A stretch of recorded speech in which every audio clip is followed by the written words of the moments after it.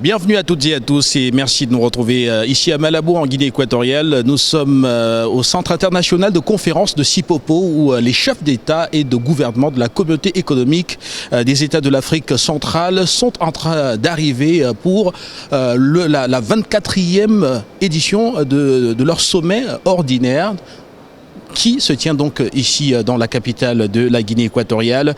Et pour commenter bien sûr les arrivées, revenir notamment sur les grands enjeux de cette rencontre, je suis en compagnie de Guillaume Modimola qui est de la République démocratique du Congo, que vous connaissez très certainement déjà sur les plateaux de la télévision panafricaine.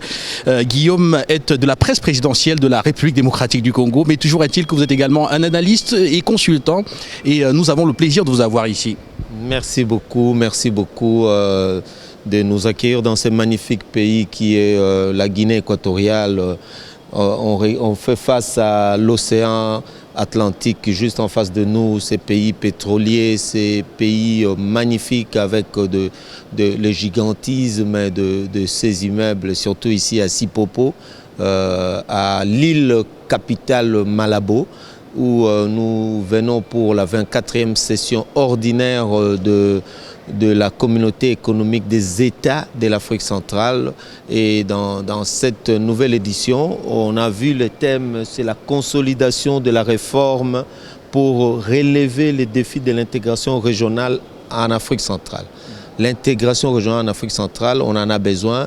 Il faut tenter de bannir les visas, les accès doivent être contrôlés, mais dans l'ordre aussi, c'est vrai. Et les réformes, on en parlera en long et en large parce que mon pays, la République démocratique du Congo, a fait des propositions de réformes pour aller de l'avant. Par exemple, la réforme sur la Cour de justice communautaire de la communauté économique des États de l'Afrique centrale. Ça, c'est la proposition de la République démocratique du Congo. Je crois qu'il en sera encore question aujourd'hui.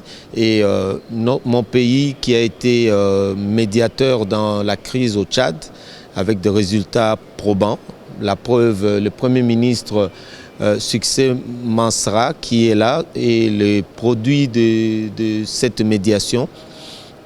Et donc la République démocratique du Congo fera le rapport de cette médiation. C'est vrai, il y a encore à faire, mais on est déjà, de là où nous partons, c'est plus proche que de là où nous venons par rapport au Tchad. Merci à vous Guillaume Modimola. Et première grosse information, rappelez que le président Obiangema Bazogo prendra la tête de la CEAC lors de cette conférence ordinaire, voilà, des chefs d'État de la CEAC.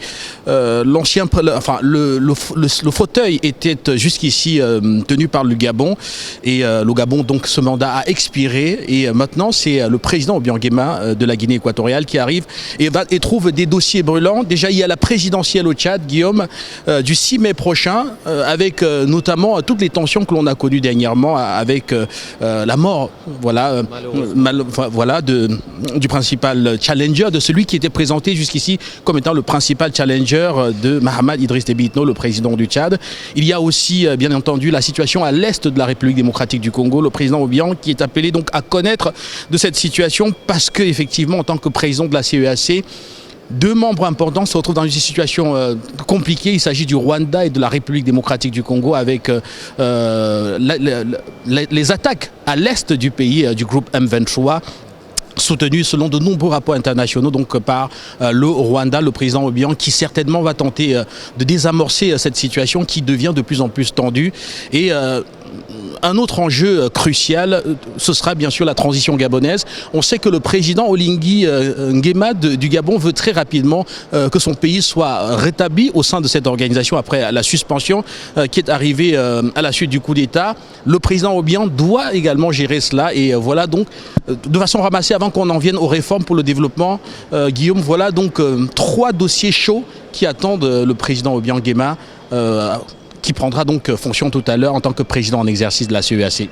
Exactement. D'abord, nous saluons la mémoire de l'opposant tchadien qui est tombé. C'était un homme de conviction. Nous saluons sa mémoire et nous croyons qu'ils vont aller très vite pour désamorcer toutes ces petites crises, pour enfin organiser les élections démocratiquement. Pour la CEAC, je crois que le président Obiang n'est pas étranger à cette organisation sous-régionale parce qu'il a fait l'intérim de la présidence gabonaise qui était suspendue et il reprend le flambeau comme dans la présidence tournante comme président de la CEAC. C'est vrai que il y a des dossiers brûlants comme le dossier de la République démocratique du Congo contre le Rwanda.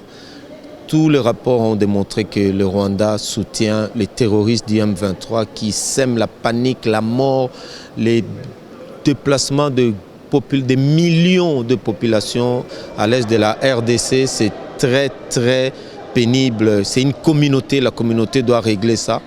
Ils doivent régler ces problèmes pour que cela ne soit pas des concerts de dirigeants, mais plutôt qui regardent du côté du peuple. Le peuple congolais, dans sa partie orientale, souffre sérieusement de cette crise. Nous croyons que la sagesse du président ONM, Obiang Nguema Basogo, nous aidera à avancer positivement dans cette crise.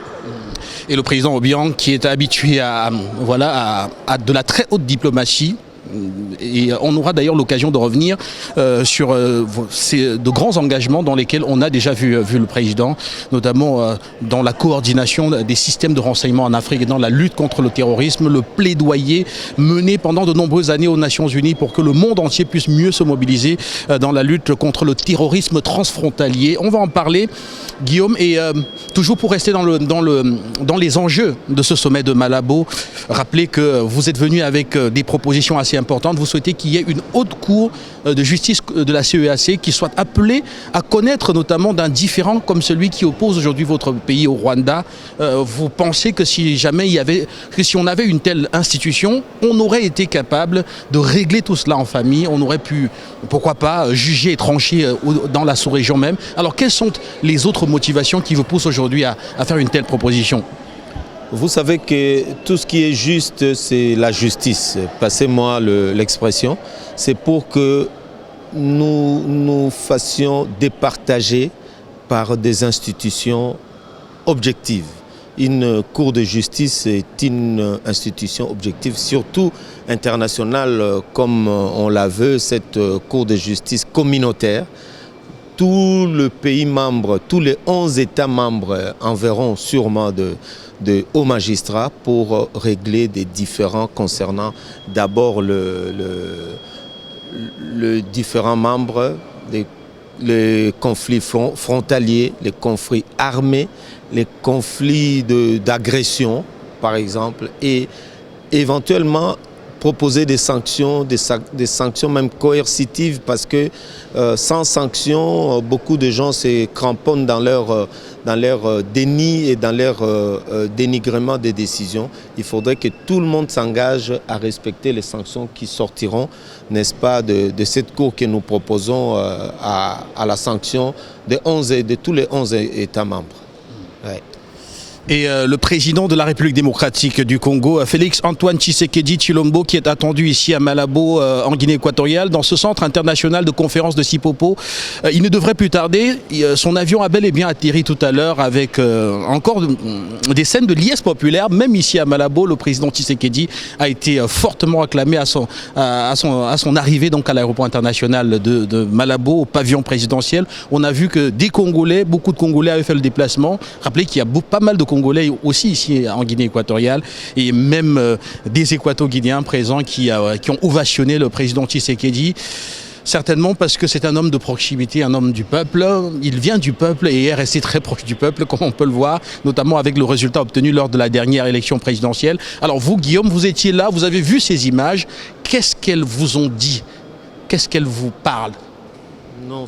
Qu'est-ce qu'elles disent? C'est encore une fois le contact de l'homme et de son peuple ou de sa base. Partout où il passe, le président Tshisekedi amène un engouement hors du commun. On a vu un bain de foule quasi instantané avec la communauté congolaise, et j'ai vu des Guinéens, des Équato-Guinéens qui ont accouru pour toucher le président congolais qui est entré dans la masse, dans la foule.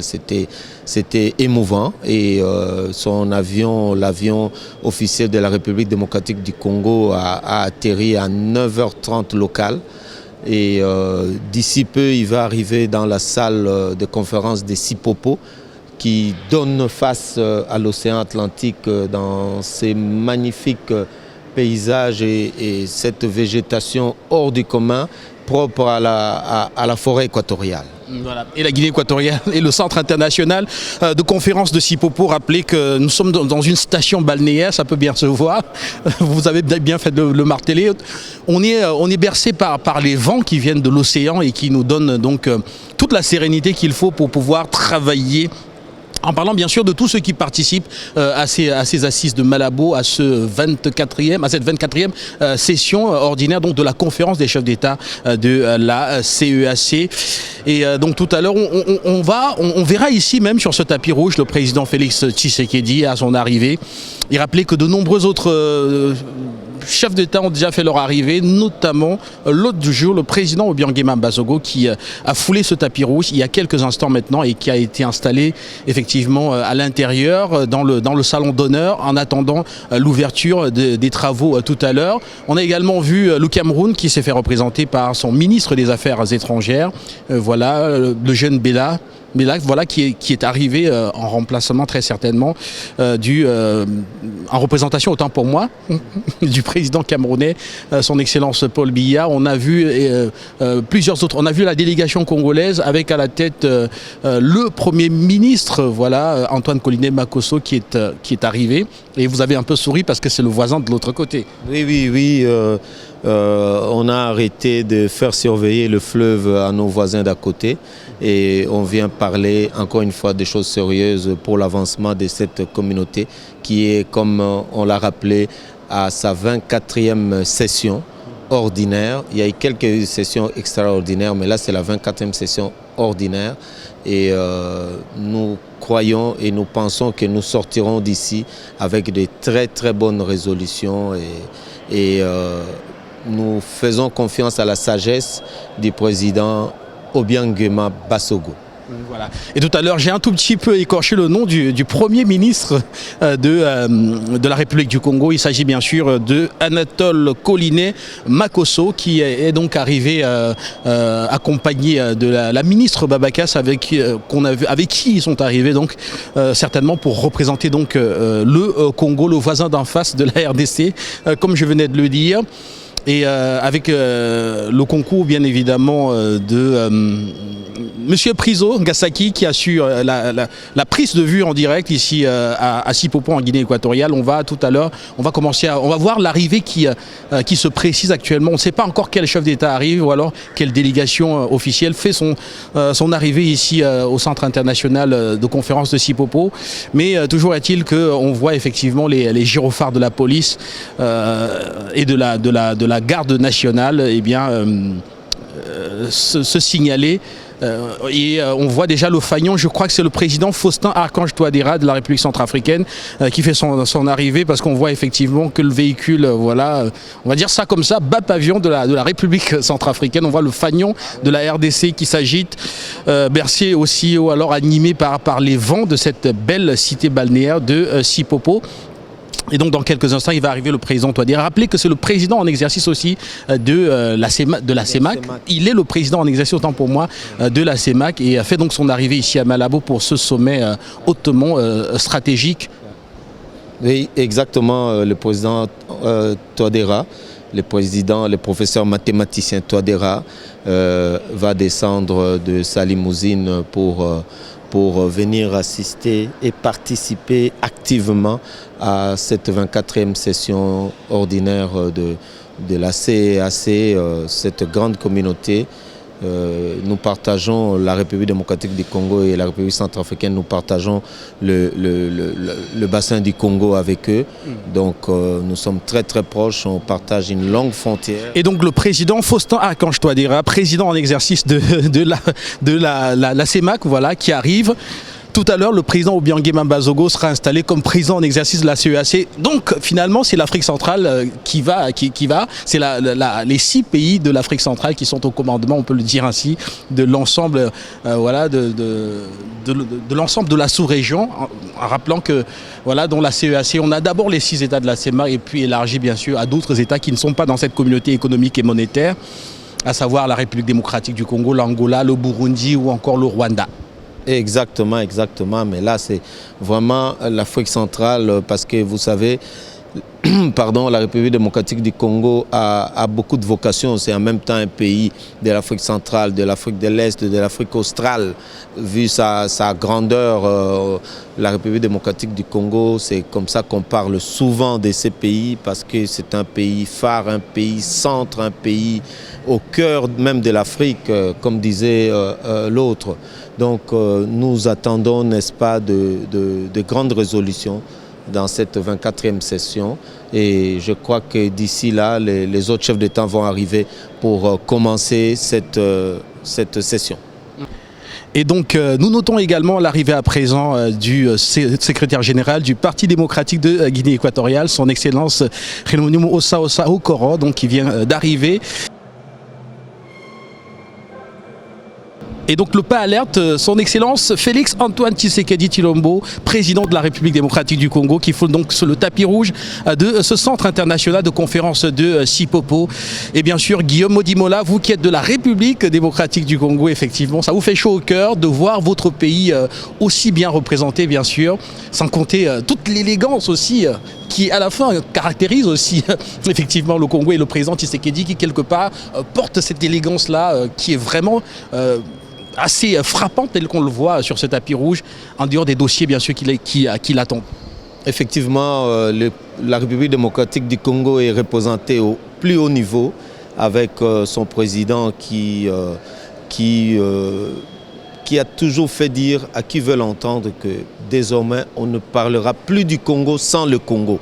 Donc là où on parlera du Congo, le Congo doit être représenté au plus haut niveau. C'est comme ça qu'il vient porter haut la voix de la République démocratique du Congo sur la crise à l'est de notre pays. Il doit faire savoir à tous ses pairs de la CEAC ce qu'il en est à ces stades et effectivement apporter sa touche de réforme parce que l'Afrique ne doit pas rester en léthargie, il faut des réformes pour aller de l'avant.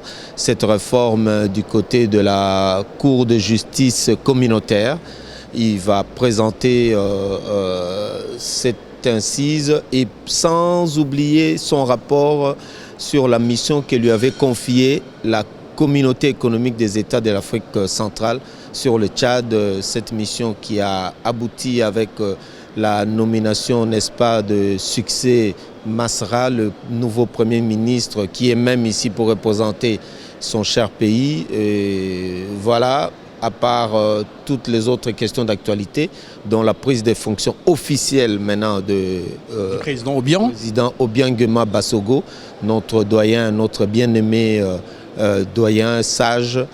Et alors, c'est ce dont on attend aujourd'hui de cette 24e session ordinaire de la CEAC. Et vous faites bien donc de revenir dans les dossiers importants qui vont être discutés ici et certains vont être présentés d'ailleurs par le président Félix Tshisekedi. Alors, il y a bien sûr la situation à l'Est, vous l'avez bien dit, le président qui certainement va encore aller dans un plaidoyer pour que ces pairs de la sous-région se penchent davantage sur la situation à l'Est avec cette invasion du M23 et d'ailleurs les combats qui se poursuivent encore ce matin. Le président Tshisekedi qui aussi dans la foulée va donc remettre ce rapport-là. Rappelez que il avait été désigné comme étant le médiateur par la CEAC, le médiateur donc dans la crise à l'époque, ou alors la transition tchadienne, et une médiation qui a bien abouti. La preuve en est qu'on a un Succès Masra, par exemple, qui était en exil à un moment donné, qui est revenu, et en passant bien sûr par Kinshasa, qui a été ramené donc au Tchad, et qui à ce moment donc officie comme Premier ministre. Et bien sûr, on parlera très certainement pendant ces travaux, même en coulisses bien sûr, du Rwanda. Et on verra au terme de ces travaux, bien sûr, comment est-ce que tout cela a évolué? Si jamais on peut, ne serait-ce qu'avoir, pourquoi pas, une communication qui sorte d'ici au terme de ces échanges sur la situation à l'est de la République démocratique du Congo.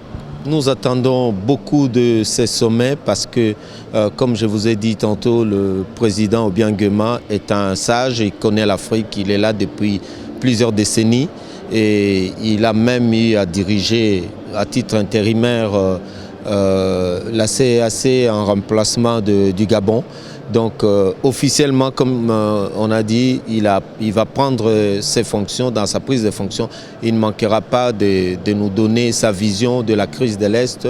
Nous attendons beaucoup de lui. Ça ne fait pas bien d'être à la tête d'une organisation sous-régionale de 11 pays et entre-temps 2 ou 3 pays soient en conflit ouvert.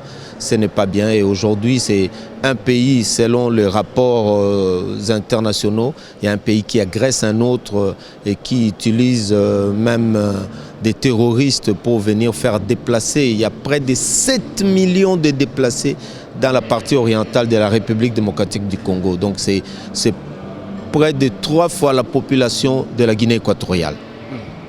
Merci à vous Guillaume et tout à l'heure on va prêter une attention particulière à l'arrivée de Succès Masra, le Premier ministre du Tchad qui est annoncé ici. Peut-être qu'on lui tendra le micro effectivement, en souvenir notamment de cette médiation de Kinshasa et aussi peut-être par rapport à l'actualité aussi avec l'élection présidentielle qui est annoncée le 6 mai prochain et rappeler qu'on ne sait pas encore si le parti Les Transformateurs et Succès Masra lui-même seront candidats ou pas à cette élection. On verra certainement tout cela avec lui. On tentera en tout cas de lui arracher pourquoi pas une exclusivité ici même pendant que nous faisons donc cette main courante des arrivées des chefs d'État et de gouvernement à ce sommet ordinaire justement de la CEAC. Et effectivement, M. Succès Masra est un bel espoir pour l'Afrique. On ne va pas continuer dans la politique du vert dans l'orange, faire pourrir les choses continuellement, mais il faut aller de l'avant parce qu'il en va de l'avenir de nos populations, de nos jeunes, de nos mamans, dont je salue les combats célébrés hier le 8 mars. Et il faut que nous allions de l'avant. Et Succès a compris cela. La République démocratique du Congo l'avait approché. Ils ont fait des rapprochements avec le président de la transition. Et aujourd'hui, cela a abouti. C'est vrai, il y a encore des problèmes, il y a des poches de résistance. Il faut aller de l'avant pour que les élections se passent très bien, que les élections se déroulent très bien au Tchad, comme cela a été le cas en décembre dernier en République démocratique du Congo. Et donc Guillaume, l'arrivée à présent de Succès Masra, le Premier ministre du Tchad, fraîchement porté à la tête du gouvernement, qui fait donc son arrivée ici au Centre international de conférence de Sipopo. C'est la jeunesse africaine triomphante qui agit en Succès Masra. Nous vous souhaitons la bienvenue, Dr Masra, et donc voilà, qui arrive ici au Centre international de conférence de Sipopo pour représenter effectivement le Tchad. On a dit tout à l'heure que le président Obiang Nguema Bazogo va suivre en tant que président de la CEAC l'évolution du processus électoral qui va bientôt démarrer au Tchad. Il y aura la présidentielle, ce sera le 6 mai prochain et tout cela bien sûr sera chapeauté par l'organisation sous-régionale qui a d'ailleurs déjà beaucoup fait, notamment en termes de médiation pour accompagner le Tchad tout au long de la transition jusqu'à, et le fera et continuera dans cette lancée jusqu'à cette élection présidentielle qui arrive donc dans quelques mois. Oui, on ne le dira jamais assez, c'est la CEAC qui avait confié cette médiation après la mort tragique du président Itno, avait confié la médiation de la transition à la République démocratique du Congo, qui venait à l'époque d'être président de l'Union africaine. Donc il connaissait beaucoup de dossiers et c'est comme ça que le président Tshisekedi a pris à bras le corps ces dossiers et a trouvé son aboutissement par le fait de la désignation de celui qui vient de passer ici, le docteur Succès Masra, qui est devenu Premier ministre et le processus avance. Il y a encore de petits couacs que j'espère le président Obiang Nguema va tenter de trouver de solutions pour que le 6 mai soit une belle date des élections apaisées dans notre cher Tchad. Merci beaucoup à vous, Guillaume Modimola. On va arrêter cette main courante, bien sûr, parce que nous allons également aller nous installer, question de vous proposer, bien sûr, l'ouverture des travaux et faire la synthèse aussi des grandes allocutions qui sont attendues, notamment le discours après installation, bien sûr, de son Excellence Obiangema Bazogo, le président de la République de Guinée équatoriale, qui prendra donc fonction tout à l'heure. C'est un discours, bien sûr, que nous allons commenter. Quant à vous, téléspectateurs de la télévision panafricaine, voilà, vous restez connectés et on reviendra avec tout, bien sûr, y compris les détails concernant les grands enjeux qui vont être discutés ici à Sipopo en Guinée équatoriale. Merci Guillaume. Merci beaucoup Guy Fondop.